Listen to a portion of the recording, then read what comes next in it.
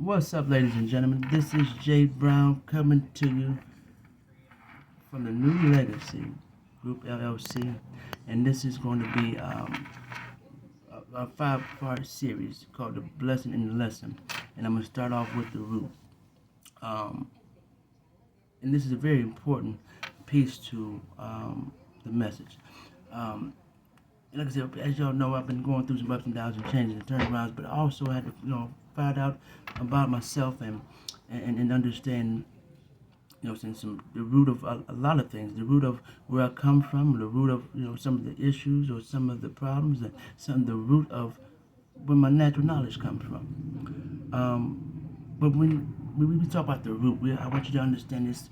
You got to look at it like a tree. The root, the base, the start, the beginning. What Where did it start from? We understand that when trees are planted, they are planted with seed, or they're planted in the ground, and they have to be nurtured. They have to have water. They have to be, tended to. And as a child, our root comes from our parents. The parents, it takes two. And sometimes we have to understand some of our resentment comes for not having some of those things that others may. Especially as a kid, we don't understand. That's why children are more forgiven by God, because they don't know, they don't understand. But when they start to grow and understand that people have different upbringings and different cultures, they start to be upset because they don't have, or they're teased about, they're picked at about, or they don't have understanding about what daddy is or who daddy is, or they have. But we say, without, I'm gonna talk about myself, having grown up knowing one man as your father, as your daddy. This is who your daddy is. And you believe that all your life, because it's your mama telling you the truth, telling you this is your daddy. But as you get older, you're like, wait a minute, okay, well, that's daddy. But then you find out, wait a minute, so and so is your daddy. After all these years, this belief, this understanding I've had, it tears you apart. It hurts you. You don't, you play it off like you don't realize, or you don't pay no attention. But you realize all these years that you've been lied to or misrepresented, misled. Not because it was intentional. This is the man that stood up and became there, was there for you. But now, not knowing some of the maybe your health issues, or maybe some of the things that go on in your background, you don't share that same understanding. Those certain pieces of information may be vital to your life. So when I found out, like I said again, I was about 16 years old in high school, in 10th grade, and I was president of the class. I was a very good student. But when I found it out through the DNA test, I started to act out because I was hurt. I didn't understand. I couldn't act out on Mama because she would have killed me. But I was mad because I couldn't get mad at Mama. I couldn't talk to Mama about, oh, Mom, why did you tell me this? So now I took it out on my peers and started to get smart with the administrators. And Miss Torres was my 10th grade principal. She was, a Hispanic woman. She always had my back. But when I got smart with her, she said, oh, no, something ain't right. And we tried to get to the root of it at that moment. And after about a half hour, oh, Mama Beverly said, I know what it is. And I looked her in the eye, and when she said, you still mad about? And I'm talking about, as soon as she said it, I was my bald and finally let it out. And you hurt because that wasn't your daddy. Now you got to go and learn a whole new person. Now you can't look at that man the same way, or you can't look at that family the same way because it's just you not understanding how to deal with it at that moment. So the root cause of my anger came from me being lied to all those years and not dealing with the lie.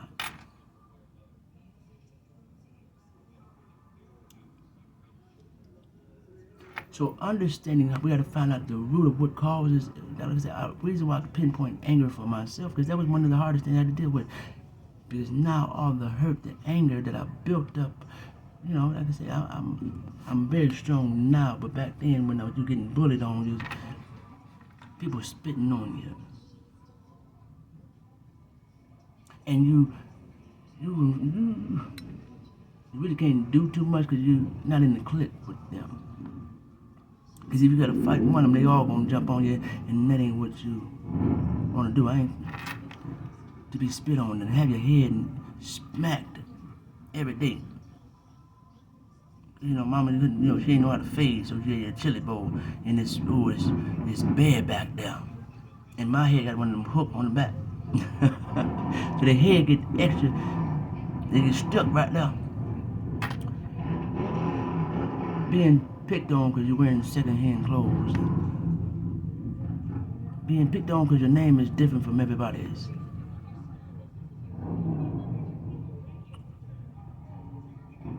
Having to fight every day to prove yourself.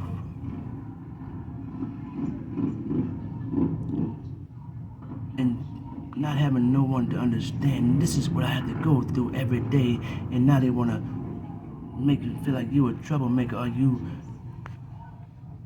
would you listen to me? Because as a child, you always tell these kids, shut up, be quiet, listen.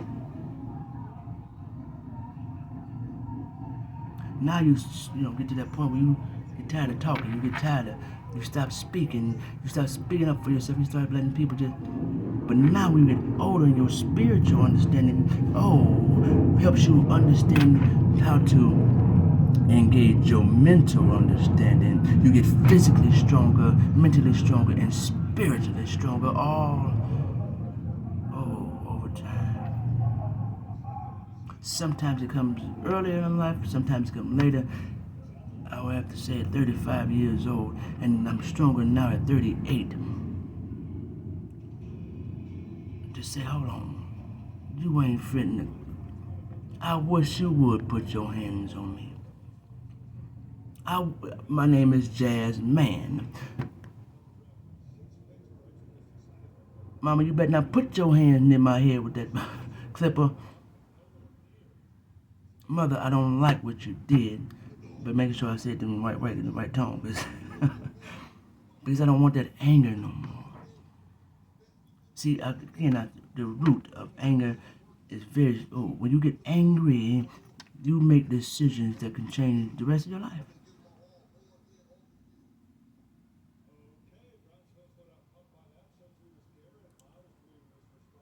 People may be sitting in jail right now because of one moment of anger.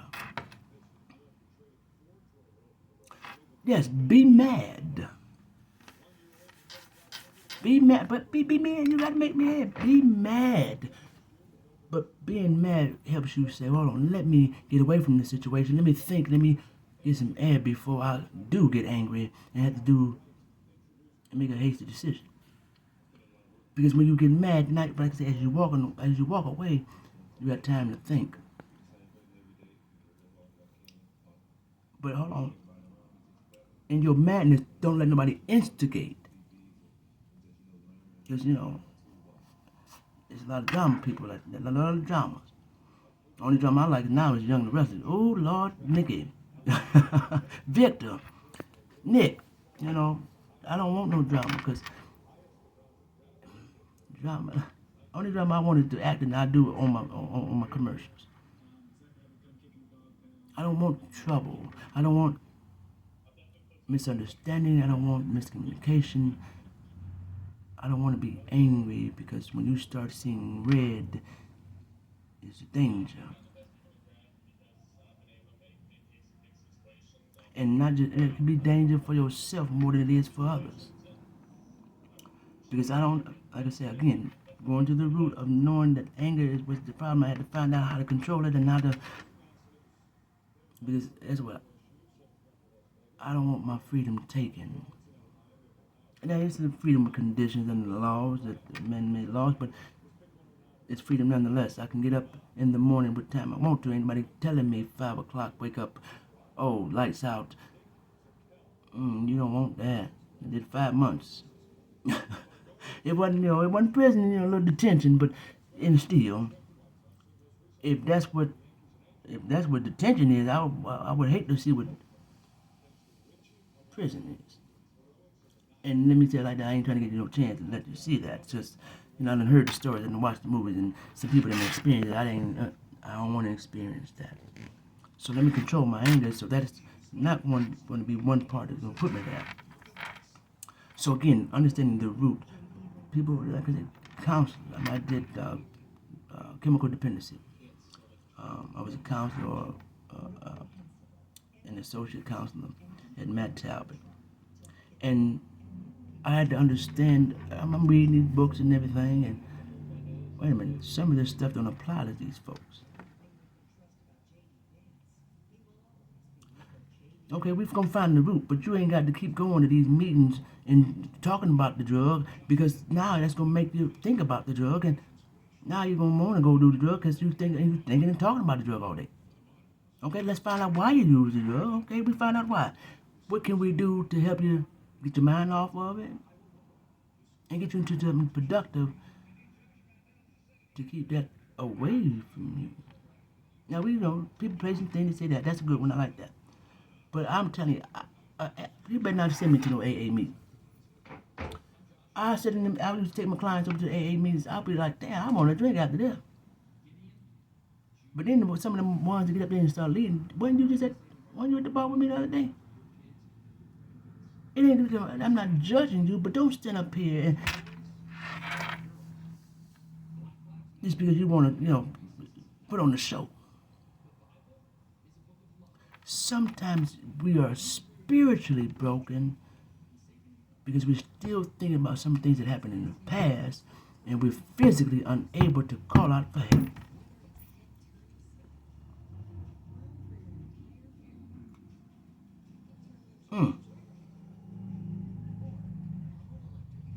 See, AA tells you to confess to a man that's going to, look, Jimmy was over there. He's telling your story to everybody. He's making you a laughing stock, humiliating you, and that's not a feel good. I've seen a lot of these guys. You know what? I'm leaving. That wasn't. Confess your stuff up to God, get your spiritual up with God, and praying and understanding the principles of reading your word and understanding God. Listen, it ain't what you do. Those are the things. It ain't what you do, it's how you do it. Somebody gonna tell me your family has what it is subjected to a line of addiction. Wait a minute. First of all, my name is Jasmine Brown. Don't put no label on me. I'm not a box. I'm not ready to be shipped. I'm not gonna claim that.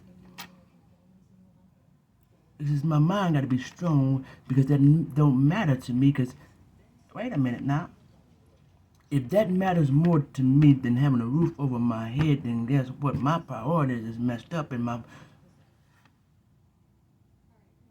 it's not just that. It ain't, it's something. Let me go get the mental help that I may need. No, maybe not even the mental help. Just those suppressed root causes need to be talked about.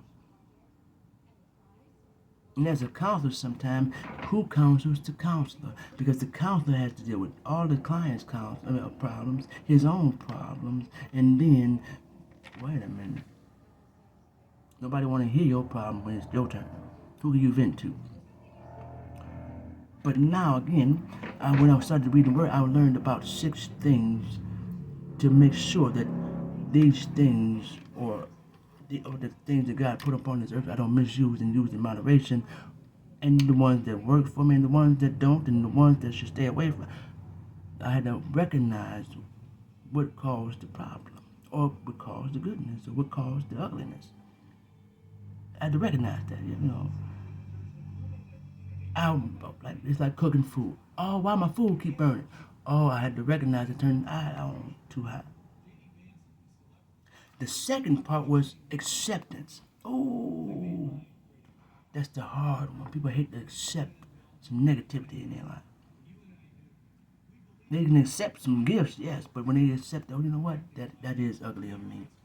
And to admit that, and you know what? Let me accept it and try to change it. It's whether it's good, bad, or ugly. Right? Once you accept it, okay. Let me have the courage to change it, or courage to get the help, or courage to fight it. But in order for me to have courage and get ready to fight it, I got to make sure my health is right. My mental health, my physical health, oh, and most importantly, my spiritual health. Because if one is off, it's something. See, the mind is controlled by the Father, oh God, teaching. The Son is the body, the physical action. And the Spirit, oh, the Holy Spirit, is the soul. Oh. So making sure that you understand and learn things that's going to benefit you, making sure you're putting yourself physically active and making sure your health is right, and then your spiritual. See, that's the hard one for people. Spiritual. You know, go to church and become religious. Okay, religious if you want to be. But once you become spiritual and stop trying to realign yourself with something, you start to understand, wait a minute, I am the Son of God.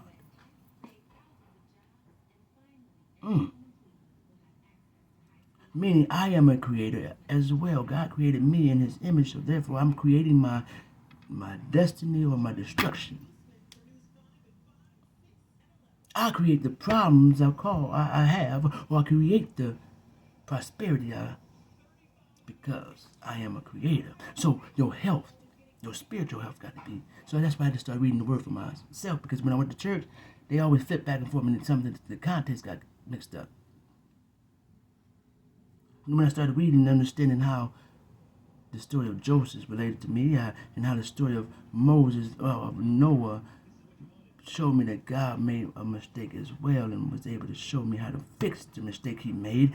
Okay, he had to do a 180 and understand, look here, look, I got to restart this over. So Noah, 2x2 boat, ark, I'm going to let you know when rain comes. Now when the water's gone, now we can start reproducing on the earth and start this over again. So having the courage and the health, because now once you have that health together, you're able to go out there and fight and get that victory.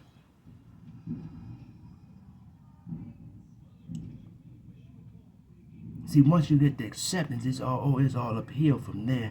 Once you get the victory, it's going to the prosperity. Acceptance, recognition, health, courage, and prosperity. Recognition, acceptance, courage, health, victory, prosperity. Those 6 things in one man makes him complete. 6 plus 1 is 7. And that man, if he learns that, he's able to teach it to someone else and it's turned into an 8, which is infinite.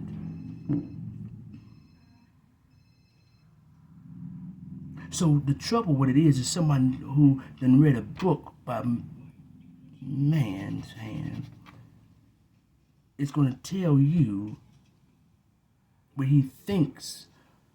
Some of it is scientifically studied, but some of it is, wait a minute, you don't fit that mold.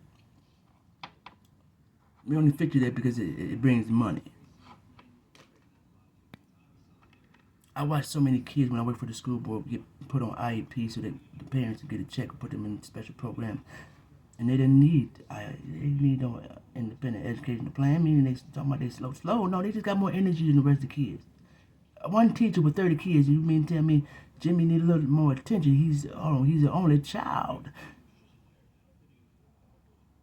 And now you got to put him. Now Jimmy's walking around 18 years old. They didn't told me I was slow. Nigga, you ain't, what?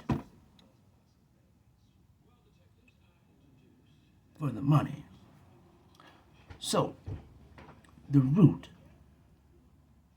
Now, once you get those 6 things in order, guess what? You can get over and overcome anything in your life.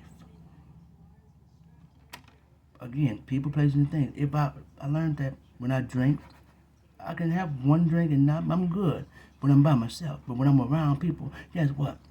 I'm trying to fit in with that. Come on, give me one more. Now I'm drunk and laid up in the bar and they done left me there. I ain't got. Now I done drank to become drunk.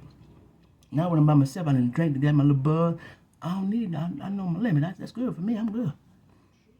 I wake up the next morning, I got money in my pocket. My clothes ain't dirty. I ain't laying in no bar. So let me stop hanging with those people. So now when I drink, the people I drink around is people that I can trust and love me enough to say, you know what? We don't need one bottle. I ain't gonna keep on going. You know, you gotta learn how to say no. And that's when, but there, I'm like, there, just say no. No, I don't need that. I don't need that. Lord knows I love my weed, but no, I can't have that. Not by choice. I mean, you know, hey, but you know, the things I'm doing, I got to make sure that I don't. And so I got to be the example. Okay, so saying no, but also changing the people around you.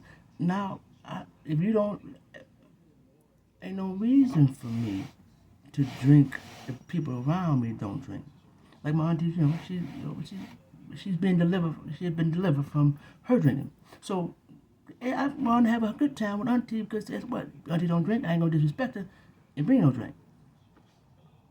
I ain't gonna go to no places where guess what? That's what they expect. Because when you're in the party business, you're a promoter. You got to make sure you're taking care of your guests, your people that you're bringing out of town, and you might, you know, you the man. But now everybody expects you when you go to the after party. Oh, here come Vic. Because Vic gonna make sure everybody's taken care of, make sure them have a good time. But then at the end of the night when Vic, wait a minute, what happened to? But now you all in the party, but you ain't watching, you ain't observing, you ain't aware. So now you got to step back and look and say, well, you know, when you stop being the life of the party, when you realize Vic ain't worth two dead fly smash if he ain't providing the party.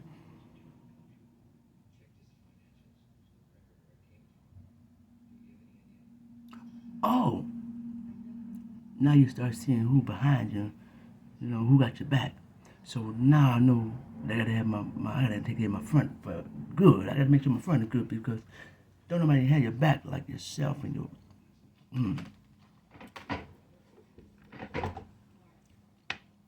your front is most important because you know you can take care of what's in front of you. You got to pivot to see what's behind you. But if you're doing, you know, if you're making sure everything's straight, what's behind you is already taken care of. But sometimes in war, you have to make sure you have some generals and some people who believe in you and you believe in them. It's not today's society. It's hard to pick those. It's a little hard.